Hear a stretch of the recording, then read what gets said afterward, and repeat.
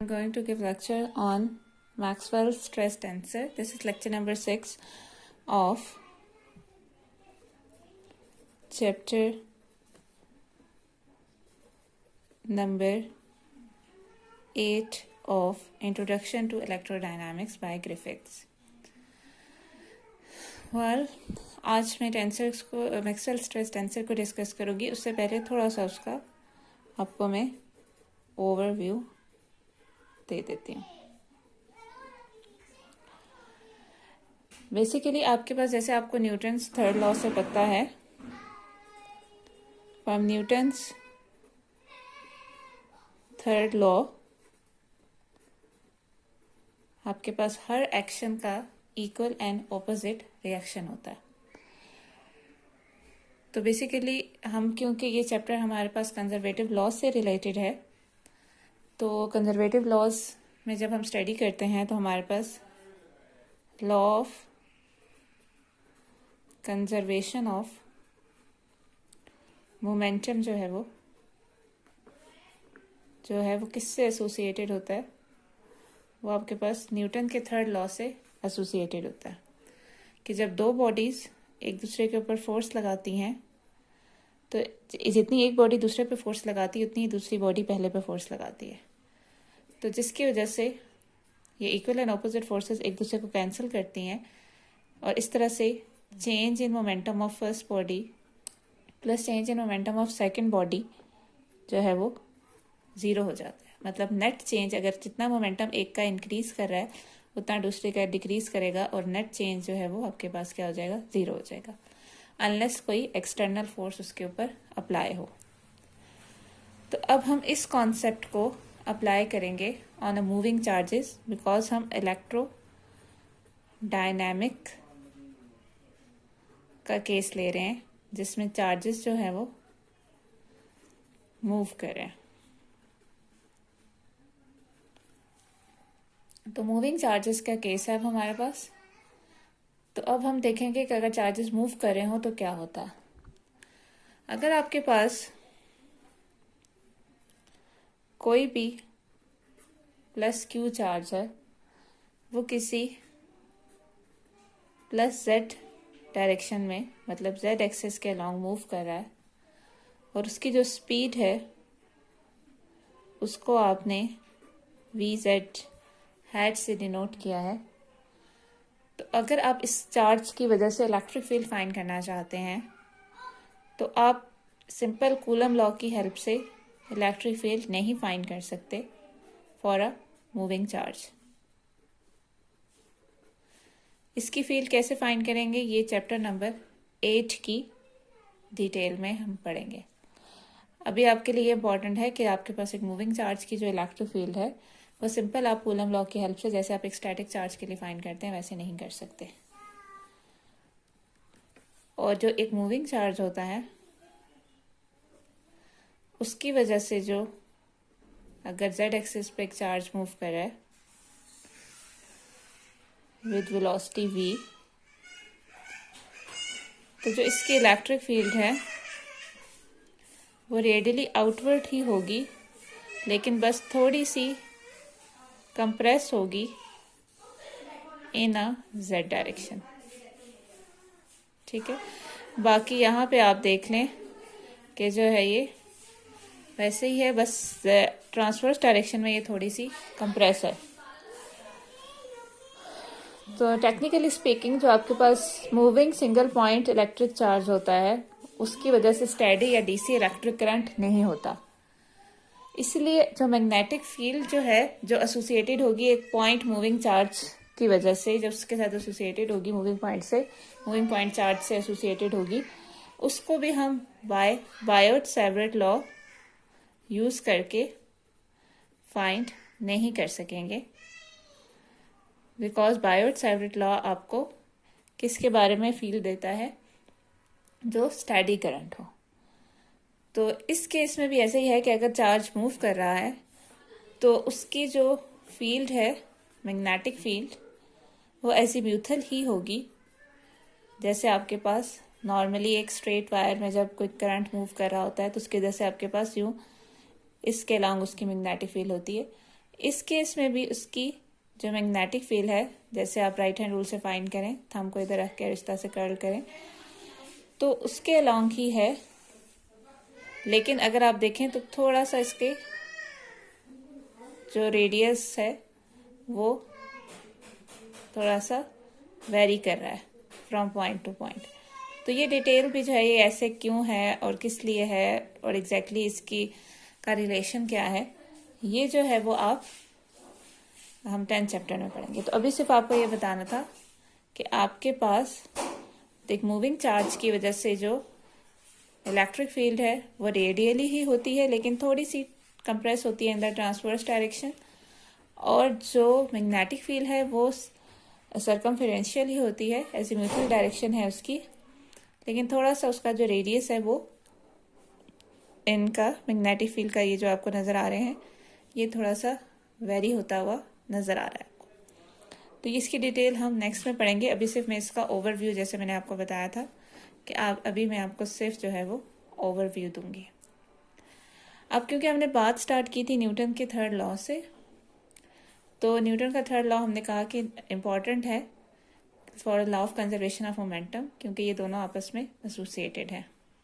ठीक है, तो अब हम लोग क्या करेंगे, मूविंग चार्जेस, जब दो चार्जेस मूव कर रहे हों तो वो आपस में एक दूसरे पर कैसे फोर्स लगाते हैं ये हम देखेंगे।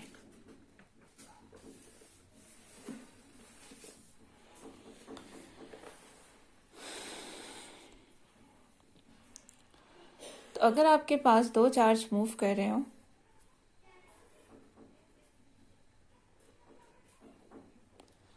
एक आपके पास ये वाई एक्सिस, इसे आपने कह दिया, इसे आपने जेड एक्सिस कह दिया और इसे आपने एक्स एक्सिस कह दिया। अगर आपके पास एक पार्टिकल नेगेटिव एक्स एक्सिस में मूव कर रहा है, एक पार्टिकल नेगेटिव जेड एक्सिस में मूव कर रहा है, इस पार्टिकल को आप Q1 कह दें प्लस Q2 कह दें, और इस पार्टिकल को Q1 कह दें, और इसकी जो डायरेक्शन है उसको हमने यूं कर लिया।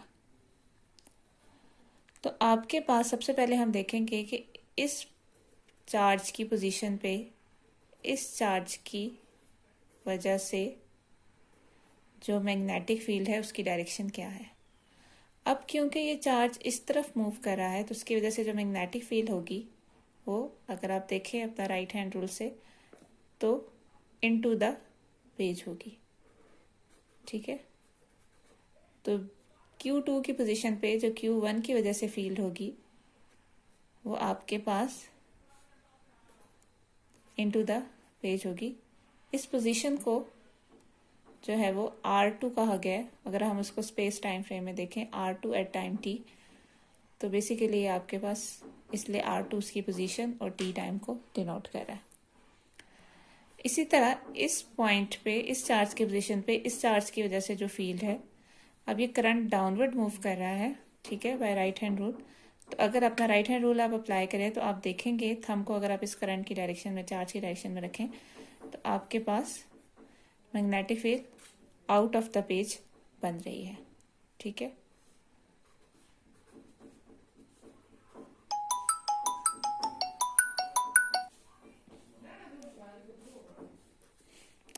इसके अलावा हम एक और तरीके से भी फाइंड कर सकते हैं। जैसे आपको पता है कि जो मैग्नेटिक फोर्स होती है वो आपके पास इसके बराबर होती है। तो जो आपके पास फर्स्ट चार्ज पे सेकंड चार्ज की वजह से फोर्स लग रही है, तो फर्स्ट चार्ज का मैग्नीट्यूड, उसकी स्पीड, वो किस डायरेक्शन में मूव कर रहा है, नेगेटिव जेड हैट, और बी की डायरेक्शन जो है इस पॉइंट पे क्या है।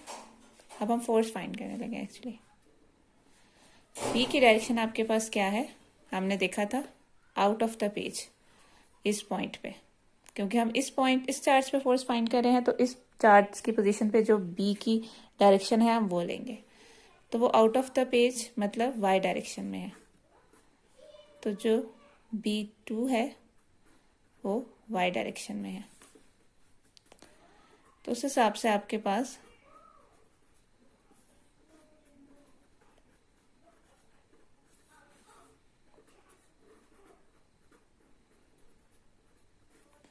अब आपको पता है X hat, Y hat and Z hat है। ये साइकिल है अगर, तो वाई जेड से अगर उसका क्रॉस होगा वाई का जेड के साथ तो एक्स होगा, और अगर जेड का वाई के साथ होगा तो आपके पास क्या आएगा, माइनस एक्स। ठीक है, तो जेड का वाई के साथ जब क्रॉस होगा तो आपके पास आएगा माइनस एक्स हैट।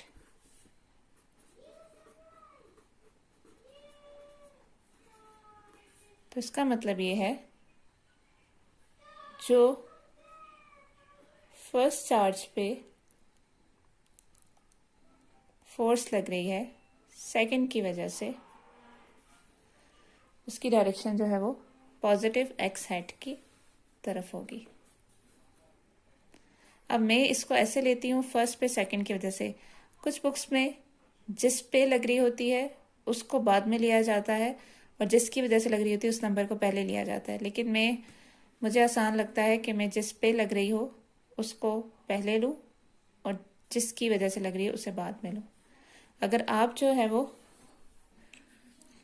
दूसरी तरह लेते हैं तो मैं आपको उस तरह से आप ले लें, इट डजेंट मैटर, आंसर आपका सेम ही आएगा। नंबरिंग ये तो सिर्फ नोटेशंस हैं। ये वो चार्ज है जिस पे फोर्स लग रही है और ये वो चार्ज है जिसकी वजह से फोर्स लग रही है। आप ये कह सकते हैं कि ये ऑब्जेक्ट है और ये सब्जेक्ट है, आई थिंक, जिसके ऊपर काम हो रहा है और जिसकी वजह से काम हो रहा है या जो काम कर रहा है। तो इस केस में आपके पास डायरेक्शन क्या है, positive x hat. Positive x hat direction ये है, तो जो F12 फोर्स है उसकी जो डायरेक्शन है वो आपके पास ये आ गई।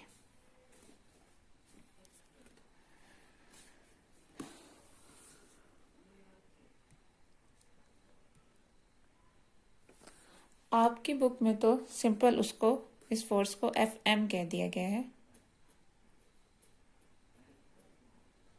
1-2 का कॉन्सेप्ट ही, मतलब कंफ्यूजन ही ख़त्म कर दिया। बस अब यही सिमिलर कैलकुलेशन हम लोग दूसरे चार्ज पे अप्लाई करेंगे कि इस चार्ज की वजह से क्या फोर्स है। तो सेकंड चार्ज पे फर्स्ट की वजह से Q2 V2 क्रॉस B1।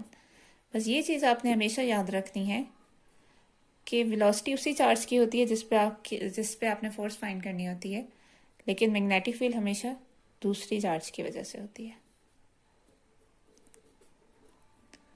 ये आपके पास V2 जो है वो आपके पास, जैसे मैंने आपको यहाँ पे बताया कि V जो है वो नेगेटिव एक्स हैट डायरेक्शन में है, तो इसलिए इसके साथ यहाँ पे नेगेटिव एक्स हैट आएगा। और जो B1 है, मतलब जो Q1 की वजह से जो फील्ड थी, जो मैंने आपको बताया कि वो out of the page, sorry into the page थी। इस केस में देखें, अगर ये यूं मूव कर रहा है तो magnetic field into the page है इस पॉइंट पे, मतलब वो नेगेटिव वाई डायरेक्शन में।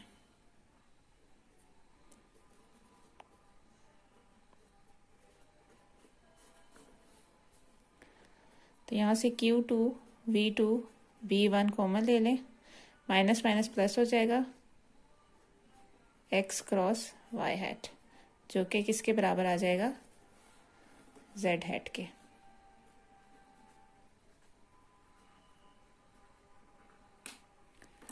तो अगर आप ये देखें, ये दो फोर्सेस, मैं इसको दोबारा से रीराइट कर देती हूँ, इसको दोबारा से लिख देती हूँ। जो F12 था वो आपके पास क्या आया था, Q1 V1 B2 in the direction of x hat, और जो F21 आया है वो कैसा है, Q2 V2 V1 Z hat. तो अगर हम ये सपोज कर लें कि इन चार्जेस की वेलोसिटी, मैग्नीट्यूड एंड फील्ड, इनकी वजह से जो है वो उनके मैग्नीट्यूड सेम है, तो हम कह सकते हैं कि F21 के का मैग्नीट्यूड जो है वो F12 के मैग्नीट्यूड के बराबर है। लेकिन डायरेक्शन एग्जैक्टली एक दूसरे के ऑपोजिट नहीं है, बल्कि एक दूसरे के परपेंडिकुलर है। तो जो मैंने स्टार्ट में न्यूटन के थर्ड लॉ की बात की थी, तो अगर आप यहाँ पे देखें तो दो मूविंग चार्जेस जब एक दूसरे पे फोर्स लगा रहे हैं तो एग्जैक्टली एक दूसरे को कैंसिल आउट नहीं कर रही। तो इट्स मीन कि क्या यहाँ पे न्यूटन का लॉ जो है वो वायलेट हो रहा है। तो अगर न्यूटन का लॉ वायलेट हो रहा है तो फिर तो उस हिसाब से law of conservation of momentum भी जो है वो यहाँ पे क्या होगा, वायलेट ही होगा। ये अभी हम मैग्नेटिक फोर्स की बात करें। इलेक्ट्रिक फोर्स का केस तो बिल्कुल सिंपल है। वो तो आपके पास सिंपल जो है, अगर आप इलेक्ट्रिक फोर्स देखना चाहें बिटवीन टू मूविंग चार्जेस,